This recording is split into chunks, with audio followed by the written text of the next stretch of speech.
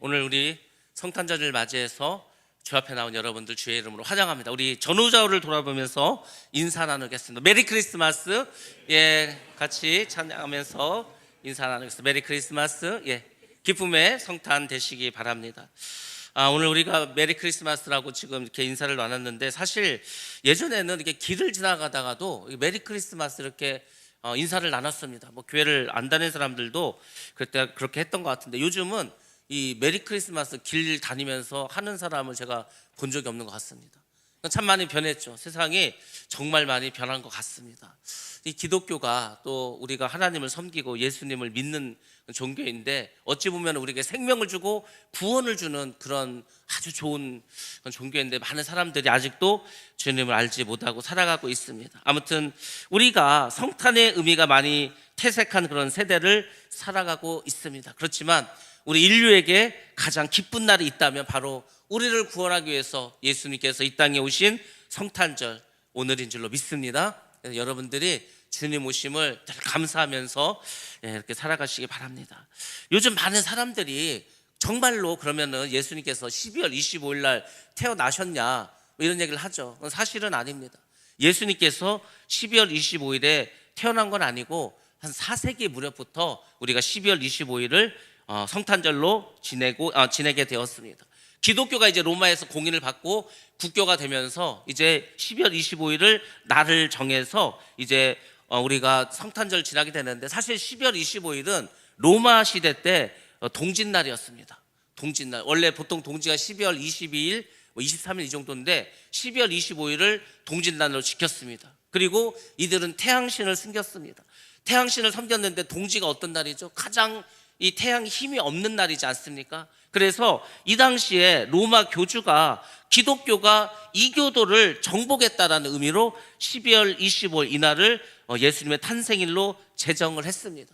그래서 이 날짜가 틀렸다고, 왜 12월 25일은 태양신을 섬기는 사람들이 정한 날인데 왜 25일 날 성탄절을 지내냐고 이렇게 반대하거나 의의를 제기하는 사람도 있지만, 그래도 기독교가 이교도를 눌러서, 사실은 이교도들이 이날 지키는 날인데 그 날을 예수님의 탄생일로 정해서 우리가 기념하는 것은 참 의미가 있다고 봅니다. 그래서 날짜가 중요한 게 아니고 그 의미가 중요한 것입니다. 어둠을 물리치고 주님께서 빛으로 오시지 않았습니까? 그래서 예수님께서 빛으로 이 땅에 오셨다는 것을 강조하기 위해서 12월 25일을 성탄절로 지키게 되었습니다.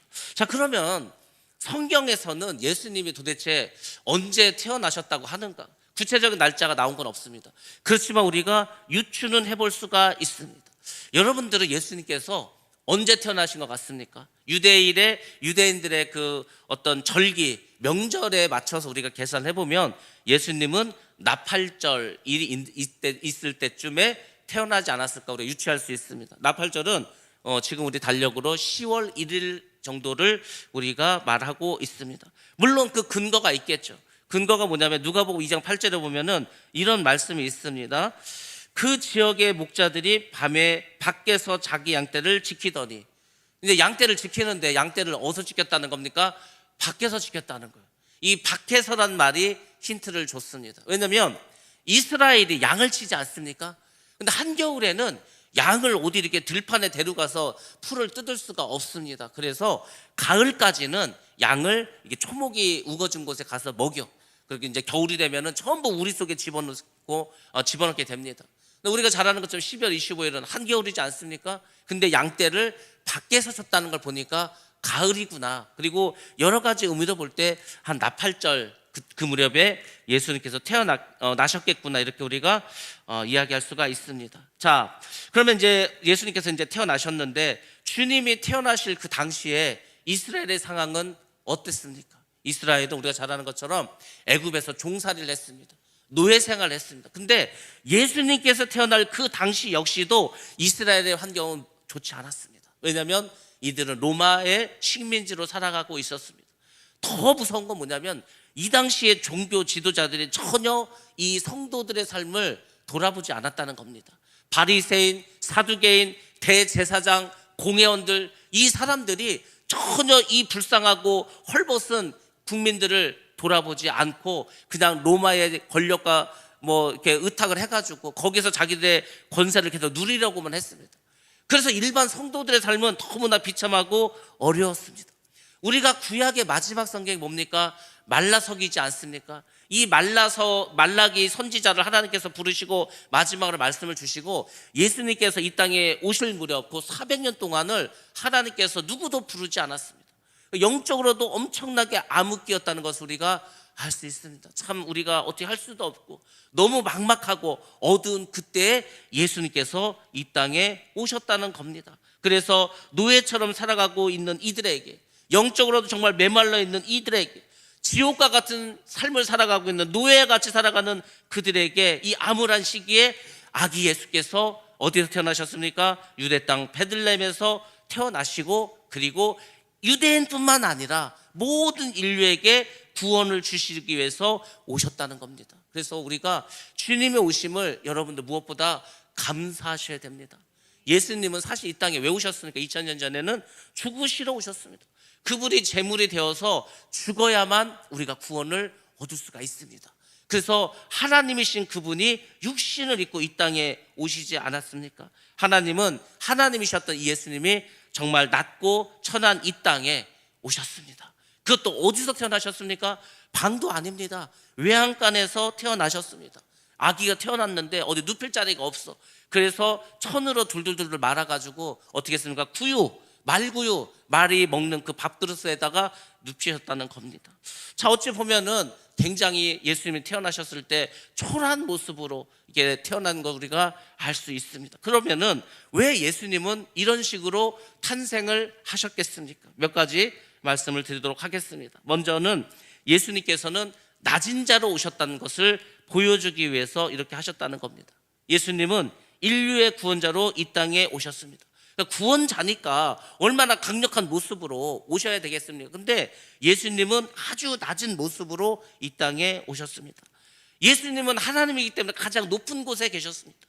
가장 높은 곳에 계신 그분이 가장 낮은 곳으로 오셨다는 겁니다. 뭐 여기보다 더 내려갈 수도 없을 만큼 아주 낮고 낮은 곳으로 오셨다는 겁니다.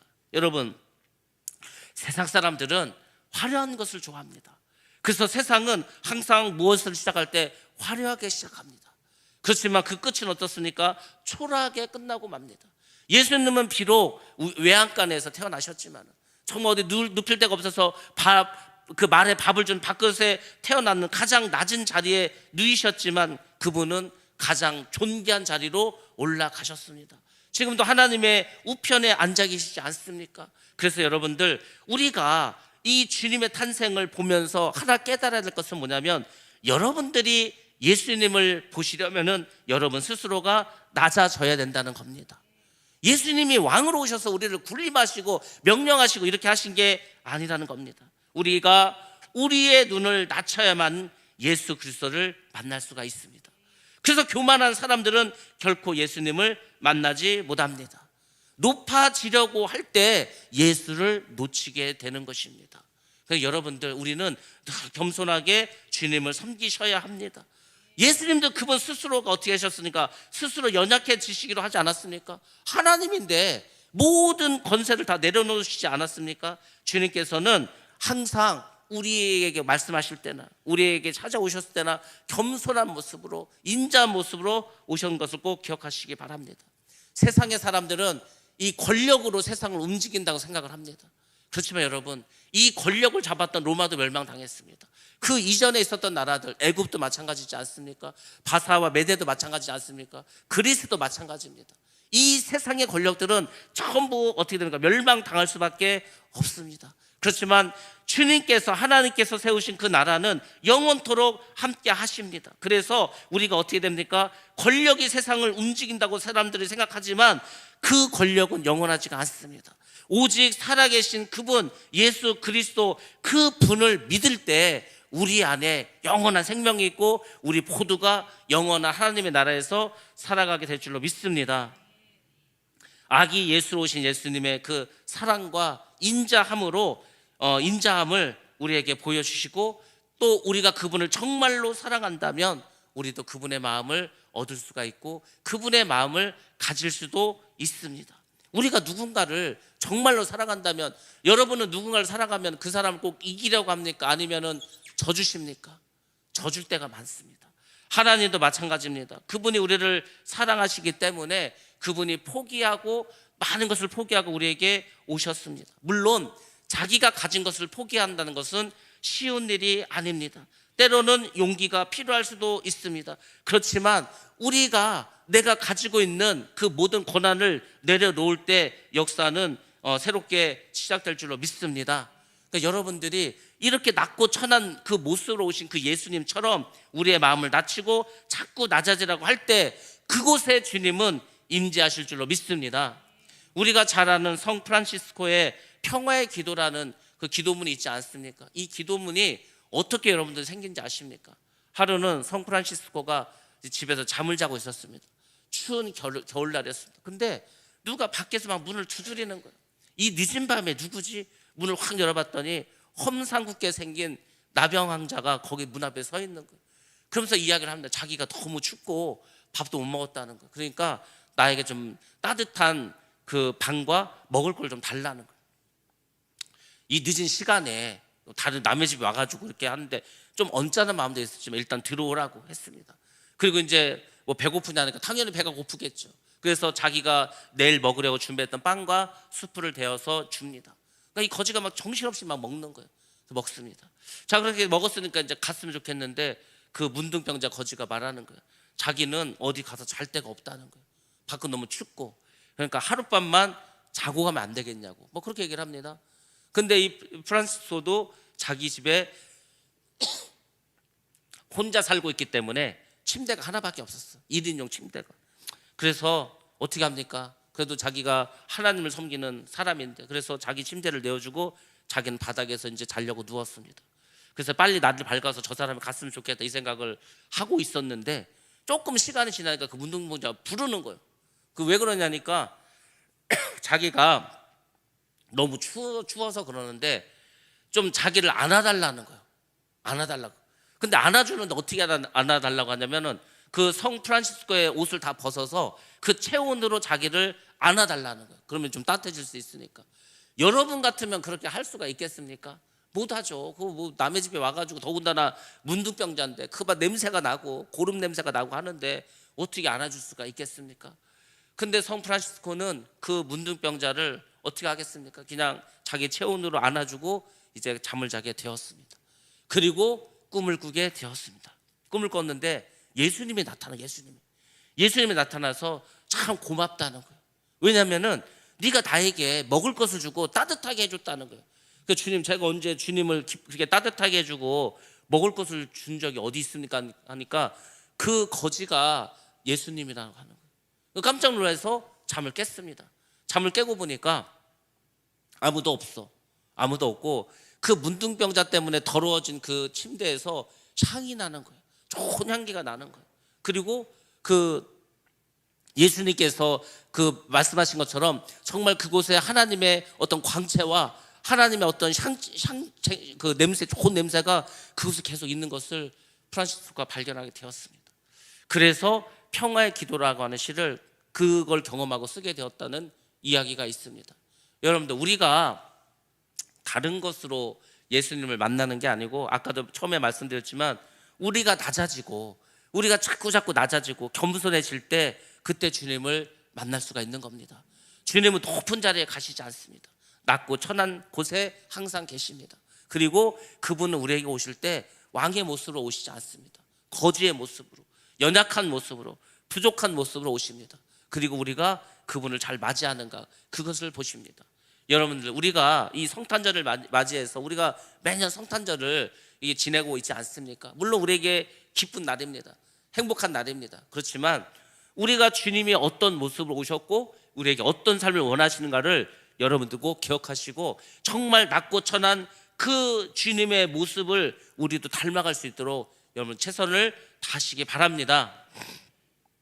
오늘 제목이 강보에 쌓여있는 아기를 보리라, 이 제목인데 강보에 쌓여있는 예수님은 사실 무엇을 상징하는지 아십니까? 무엇을 상징할 것 같습니까? 아기가 태어났어. 그럼 이제 아기를 천으로 이렇게 싸지 않겠습니까? 그걸 이제 강보라고 하는데 이것은 그 제물이 되시는 어린 양을 상징한다고 보시면 됩니다. 여러분들, 우리가 양을 잡을 때 아니면 짐승을 잡을 때 이 눈을 가립니다, 천으로. 왜냐하면 그 죽음에 얼마나 두려움을 느끼겠습니까? 이 사람들이 두려움을 느끼기 때문에 양을 죽일 때 눈을 천으로 가립니다. 그러니까 예수님께서 강보에 그렇게 감싸졌다는 것은 결국 예수님이 제물로 드려지게 되는 것을 의미한다고 보시면 됩니다. 그분의 희생과 그분의 사랑으로 우리가 영생을 얻지 않았습니까? 그렇지만 그분은 죽임을 당할 수밖에 없었습니다. 희생 당하실 수밖에 없었습니다. 여러분들, 우리는 이 성탄의 아침에 이것을 기억하셔야 됩니다.